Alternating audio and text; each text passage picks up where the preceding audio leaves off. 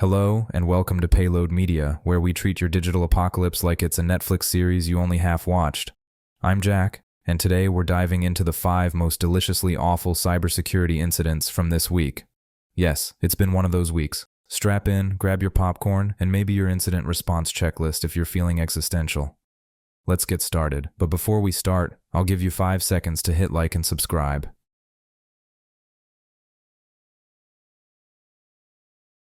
The networking giant F5, maker of big IP appliances, confirmed it was breached by a nation-state affiliated actor that stole portions of its big IP source code and information about undisclosed vulnerabilities.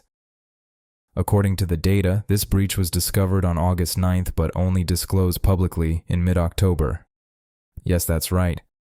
The company whose gear sits at the edge of your data center, your cloud, your "we're secure because we have firewalls" posture, got its own house broken into. Imagine your safe's manufacturer getting burgled, and instead of alerting you, they wait 2 months, then say, "All good, no one's exploited yet." That's the cybersecurity equivalent of finding your front door kicked open and the security guard saying, "We think they just looked around and left a thank you note." If you're using F5 gear, chances are high the stolen source code plus vulnerability info gives attackers a potential playbook for bypassing or pre-building exploits. The U.S. Cybersecurity and Infrastructure Security Agency declared an imminent threat to federal networks and urged immediate patching. In short, the playground equipment might have been rigged, and you didn't get a heads up. What to do? Immediately inventory any F5 big IP or F5 OS/related devices in your environment.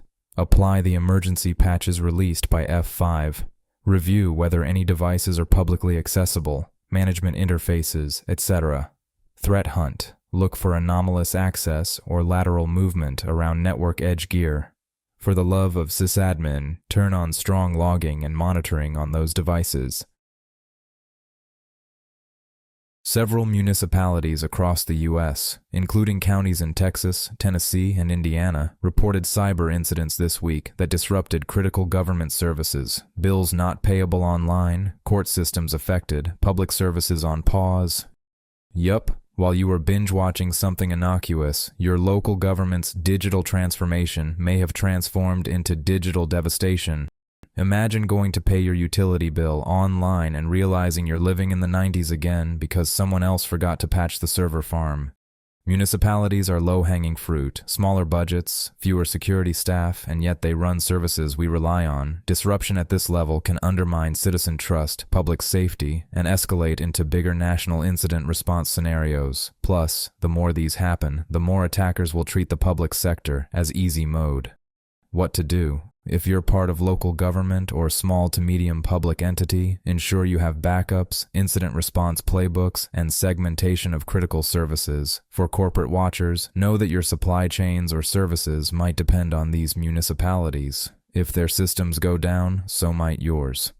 Encourage or demand transparency. Vendors, providers, municipalities must tell you what happened faster than, "We think something weird occurred." A sophisticated text message smishing campaign originating from China is targeting users worldwide. The campaign reportedly uses over 190,000 malicious domains and is global in scope. Great news. If you thought phishing emails were old school, now you get sleek smartphone texts inviting you to click a link to claim a free gift or secure your account, which in hacker speak means install malware and hand us your credentials. Because by all means, let's make your phone the next entry point for an attacker. Phone number plus messaging apps equals new frontier for attacks. Because we trust our phones more than we should. If someone gets in via smishing, your two-factor, your identity, your whole "I'm safe" bubble pops like a weak meme. And global scope means this isn't just a local nuisance, it can scale. What to do? Be suspicious of any unsolicited message asking to click a link or enter credentials, even if it looks like your bank. Encourage multi-factor via app or hardware token, not SMS if you can avoid. Enterprises, include mobile endpoints in your threat detection. Users, if you feel something is off, stop, verify via known channels. Don't click first, think second.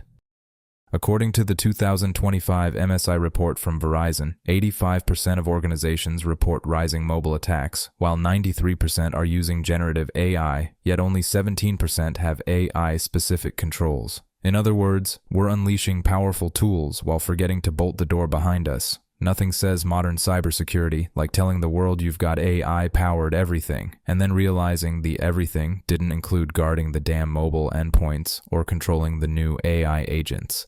It's like getting a Ferrari and forgetting to put fuel in it, except hackers get to ride shotgun. Mobile devices are everywhere.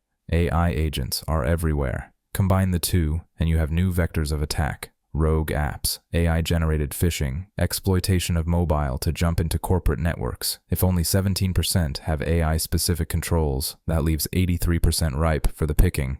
What to do? Audit mobile devices. Ensure operating system and apps are up to date. Enforce mobile device management if you can. Define AI usage policies in your organization. Which tools are allowed, how monitored, how secured. Train users. Mobile devices aren't immune just because they're phones. Treat mobile plus AI as part of your threat surface, not an afterthought. New data from Marlink shows that over 40% of maritime systems are still running Windows 10, which hits end of support this month, meaning a massive sector is now operating in unsupported OS mode. Yes, while you're scrolling on your phone worrying about phishing, huge cargo ships are sailing under the radar with operating systems that got canceled by Microsoft. It's like piloting a luxury liner with "totally fine, trust me" on the dashboard. Hackers, hold my payload. Critical infrastructure, ships that carry goods across the world, running unpatched OS equals ripe target for disruption, ransomware, supply chain exposure. Today's maritime systems will be tomorrow's guess who gets boarded virtually story. What to do? If you're in industrial/OT/maritime verticals, treat end of support OSs as immediate high risk. Plan patches or migrations yesterday, segment OT/IT networks. The ship's network should not be freely accessible. Monitor for unusual activity and enforce stricter controls on legacy systems. So there you have it. This week in cyber chaos, a mega breach at a giant network gear maker, local governments falling over, smishing campaigns going global, mobile plus AI misconfiguration growing pains, and ships using ancient OS platforms like it's 1999. It's almost poetic. We live in a world where our shield might also be the vulnerability, and the attackers didn't even need to draw fancy swords. They just walked in while the door was unlocked. If you learned nothing else, patch, inventory, monitor, segment, and maybe don't trust anything that says works out of the box without question.